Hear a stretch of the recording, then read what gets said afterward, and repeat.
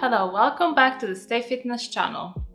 If you're new to this channel and you don't know me, my name is Daniela. I'm a fitness, nutrition and life coach specialized in diabetes and obesity management. And today I'm making this video to discuss with you, to open up about my weight loss and how I lost 12 kilograms of body weight fat using science.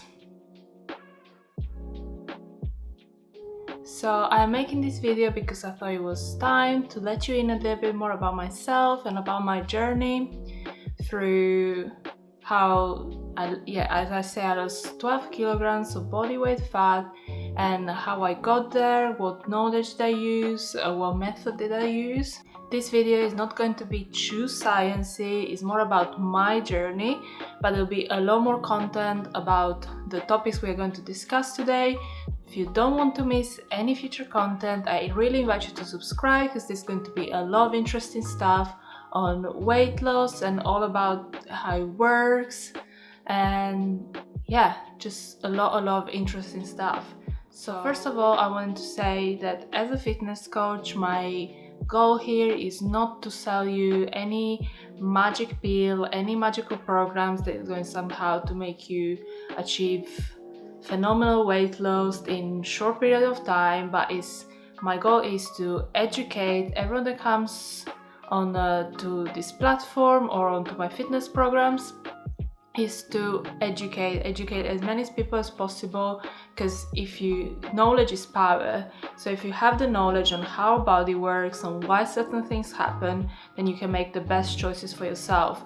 You don't need me to tell you what to do, when to do it. You are going to know for yourself, like using the knowledge you have on how our body works,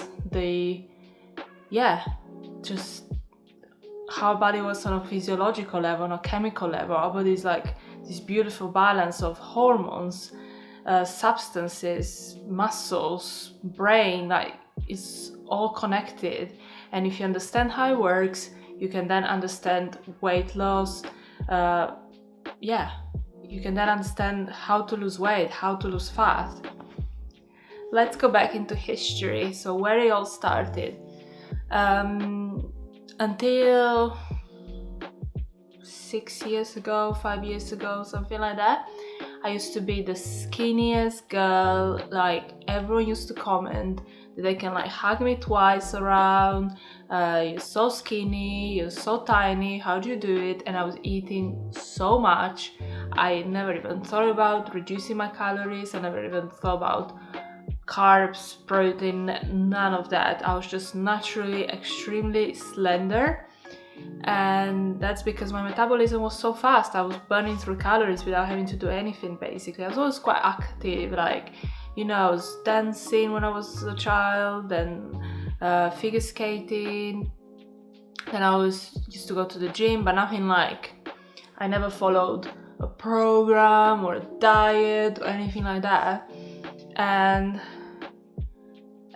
then something changed, and I made a really silly decision to go vegan without doing any research. I was all based on these two documentaries that I saw, which is Cowspiracy and What the Health.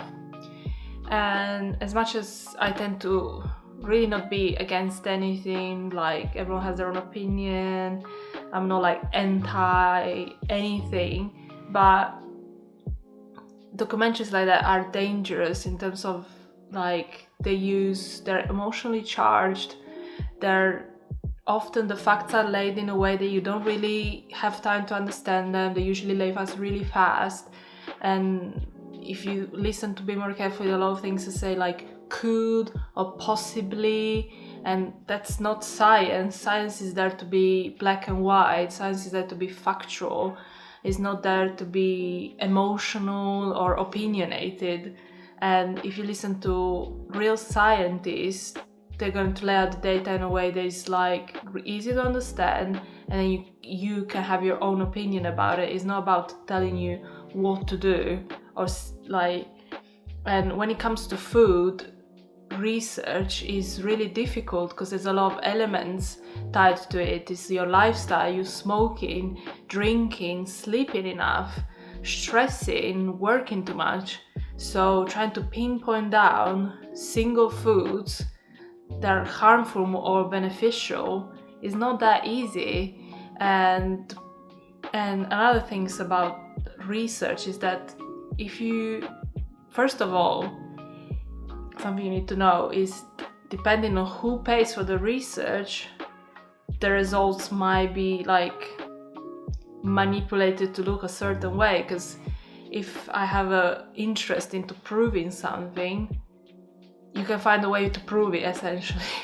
So not to say something, anything bad about anything, it's just do your own research. And if someone says to you this has been scientifically proven, go and look at the research, because if it's scientifically proven and this research has been done on 20 people or just on mice, it's not really, maybe there is something there that needs to be more research, but it's not set in stone, it's not black and white facts.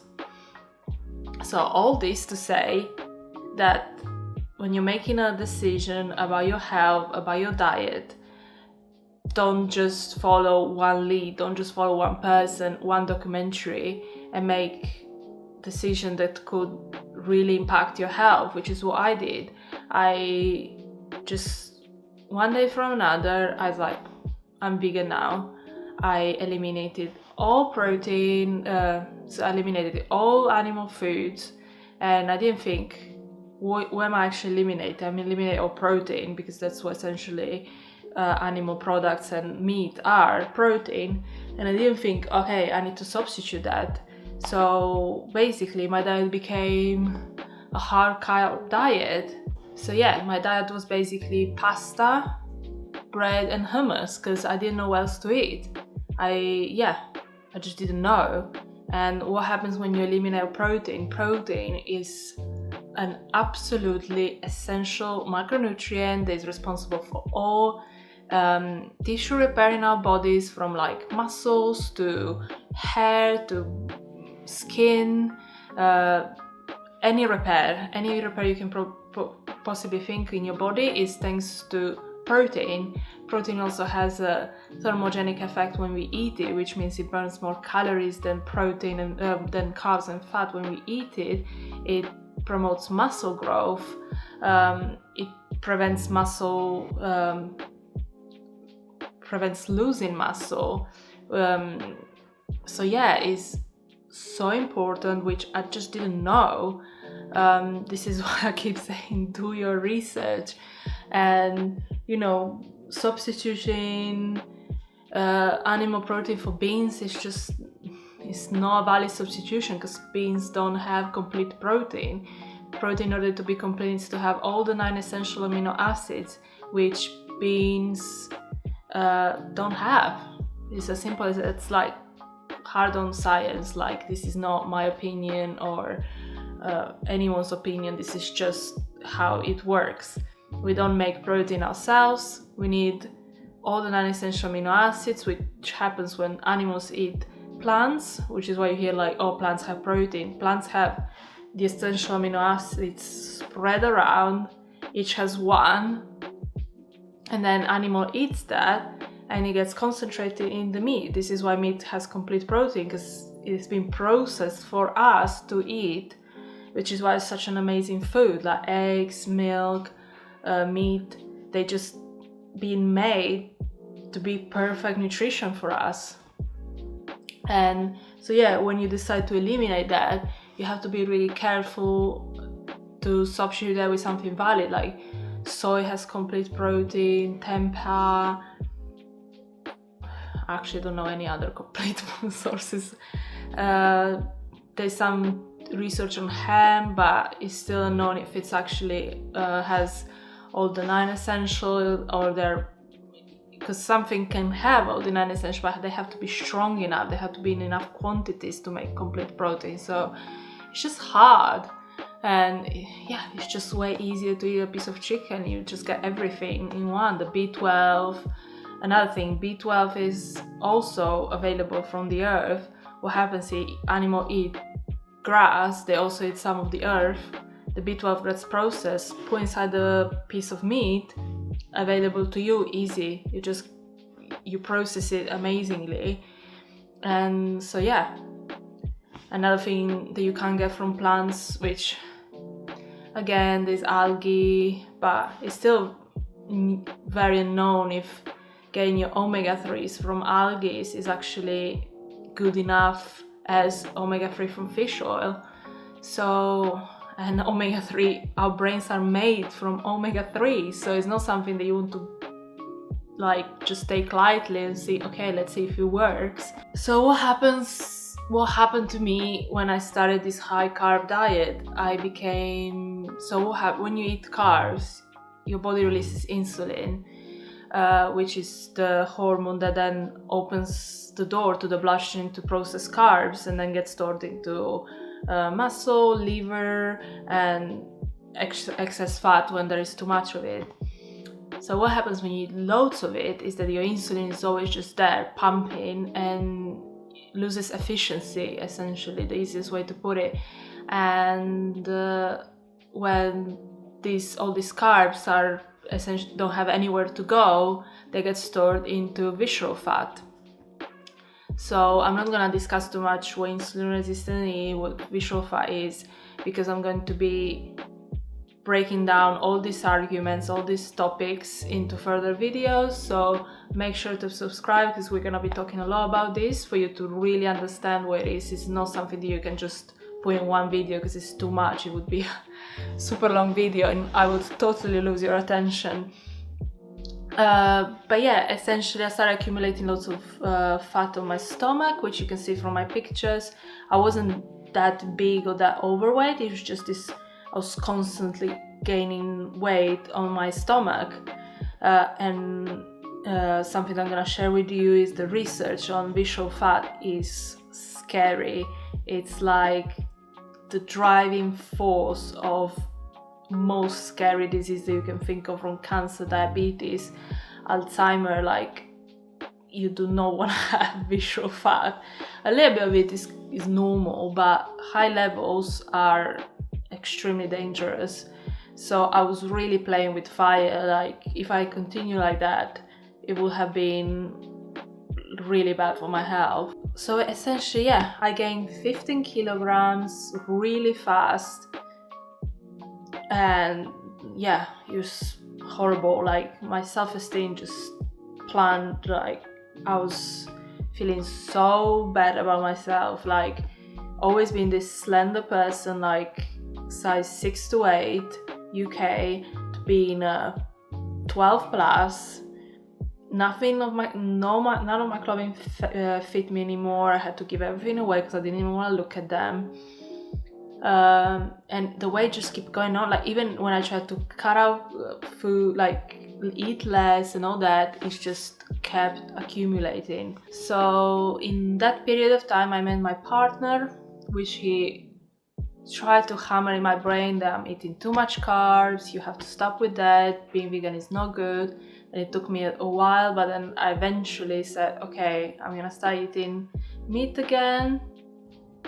It wasn't a smooth sailing. It's not like I started eating protein again and it's just, my weight just dropped off. It was quite a few years of weight coming and going. I was dropping a little bit, gaining a little bit.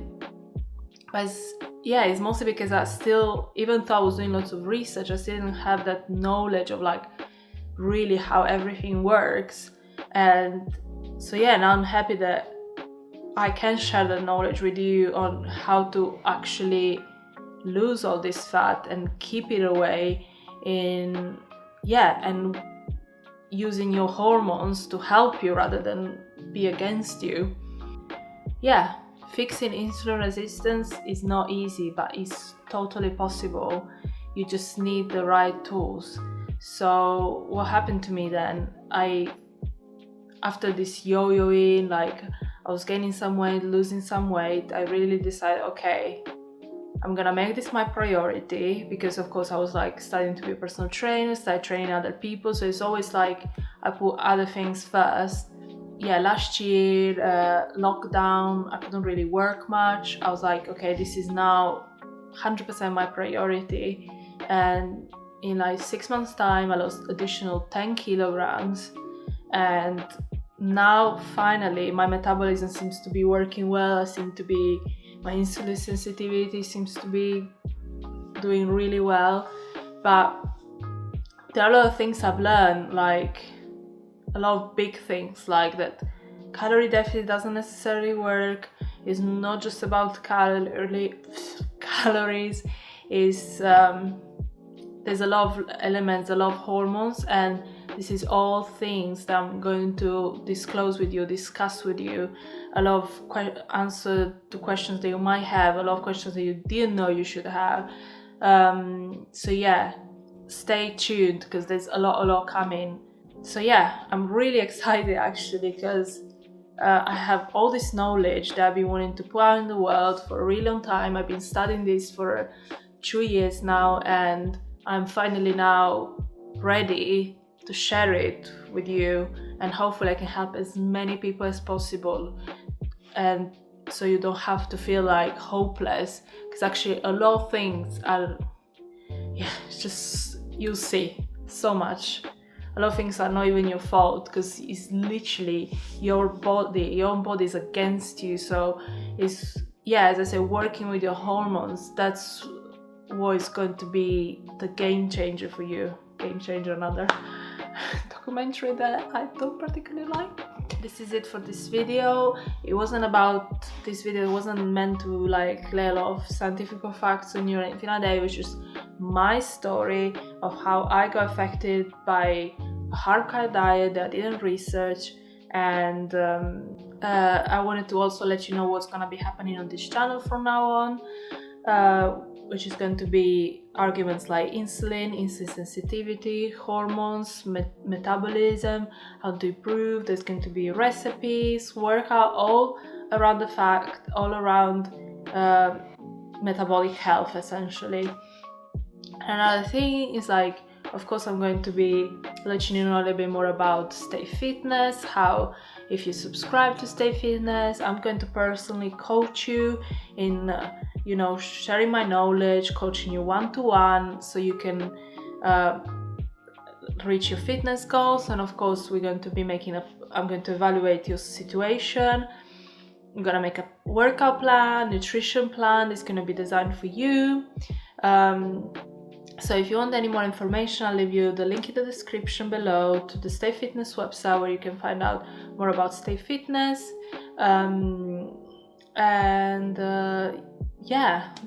I think this is it for today. Please, if you have any questions, let me know in the comments below. I'll be happy to answer.